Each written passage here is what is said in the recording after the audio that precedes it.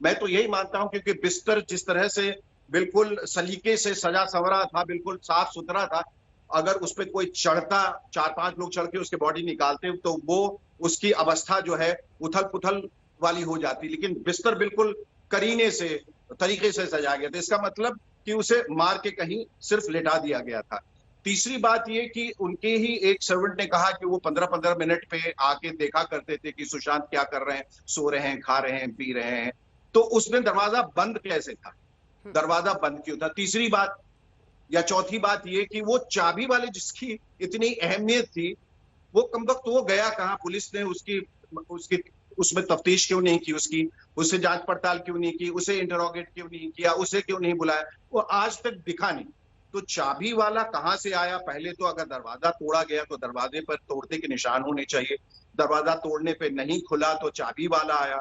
चाबी वाला वो कौन सा इतना प्रबुद्ध, वो चाबी वाला इतना बड़ा जीनियस था कि वो एक साधारण सा चाबी वाले ने आके एक इलेक्ट्रॉनिक चाबी ताला खोल दिया, और वो भी 20 मिनट के अंदर। और कभी कहते हैं खोला, कभी कहते हैं तोड़ा। तो बहुत सारी ऐसी थियरीज थी। और उस जब दरवाजा टूटता है तो ये एक बहुत नेचुरल सी बात है कि आप सब लोग हड़बड़ा के अंदर जाएंगे, क्योंकि एक हादसा हुआ है। वहां खुलने के बाद आप चाबी वाले से वार्तालाप कर रहे हैं कि भाई कितने पैसे हुए? 2000 हुए। अच्छा ठीक है, तुम यहीं रुको, भाई इसे नीचे छोड़ के आओ, और फिर आप अंदर जा रहे हैं। ये तो एक वाहियात सी बात है, ऐसा कभी होता नहीं। फिर उसके पिछले रात की जो तस्वीर थी जिसमें वो पार्टी कर रहे थे, सुबह उठ के जूस पी रहे थे, किसी का कहना है कि वो जॉगिंग के लिए भी गए थे। ये तमाम चीजें, जो बहुत सारी चीजें जो निकल के, जो तथ्य सीसीटीवी फुटेज का मिसिंग, फिर किसी का कहना था कि उनके हाथ हिल रहे हैं, किसी ने देखा कोई काला बैग लेके भाग रहा है, कोई अनजान सी लड़की वहां ग्लव्स पहन के आई हुई थी। बहुत सारे तथ्य ऐसे 40-50। मुझे मालूम है कि हमारे एक रिपोर्टर हैं जो एबीपी न्यूज और दूसरे चैनल्स में भी हुआ करते थे, सुनील झा जी, उन्होंने सबसे पहल की थी। और 15 जून को मुझे याद है उन्होंने मुझे फोन किया था, उन्होंने मुझसे पूछा था कि शेखर जी आपको क्या लगता है, ये आपको सुसाइड लगता है? और मैंने अनायास ही कह दिया नहीं, मुझे ऐसा फाउल प्ले लग रहा है इसे देख के। और ये तस्वीर शायद ये बहुत सारी कहानियां कह रही हैं। और हम दोनों ने एफबी लाइव किया जहां बहुत कम लोग थे, कोई 1000 लोग थे, और हमने इस पे बहुत सारी चर्चाएं हुई, बहुत सारी बातें हुई, जहां हमने अपने मन की बात कही, उन्होंने मन की बात की। जब हम दूसरे दिन आए बात करने तो 20,000 लोग, फिर 50 लोग जुड़ते गए, और फिर लोगों ने भी यही कहना शुरू किया। तो उन्होंने मुझसे फिर सलाह मुझे दी कि आप जस्टिस फॉर सुशांत फोरम की शुरुआत कीजिए। और मुझे ऐसा लगता है कि अगर उनके पिताजी भी इसमें आ जाएं तो एक जन आंदोलन बन जाएगा, फिर हम तफ्तीश के लिए मांग कर सकते हैं।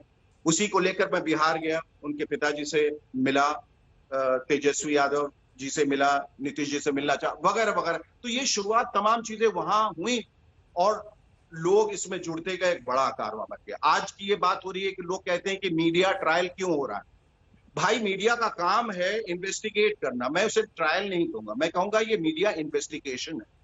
अब तो मीडिया इन्वेस्टिगेशन के, अब तो सोशल मीडिया इन्वेस्टिगेशन भी शुरू हो गया, वो भी छोड़िए, अब इंडिविजुअल इन्वेस्टिगेशन भी शुरू हो गया। हर कोई अपने मामले में अपना एक सामान्य बोध का इस्तेमाल करके, इंट्यूशन का इस्तेमाल करके अब तफ्तीश कर रहा है।